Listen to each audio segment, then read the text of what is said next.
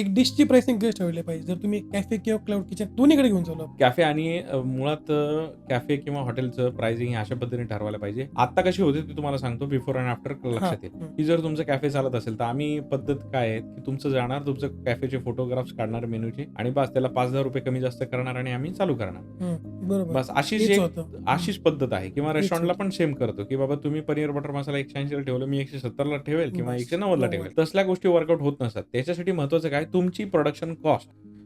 80% लोकांना माहित नाही, की आपली फूड कॉस्ट कशी काढल्या जाते, आपली प्रोडक्शन कॉस्ट कशी काढल्या जाते. त्याच्यामुळे महत्वाचं काय, त्याचे कॅल्क्युलेशन्स आहेत आणि त्या पद्धतीने प्रोडक्शन कॉस्ट काढायला पाहिजे. प्रोडक्शन कॉस्ट काढल्यानंतर आपल्याला कळतं, की नेमकं आपल्याला सेल कॉस्ट कशी काढायची.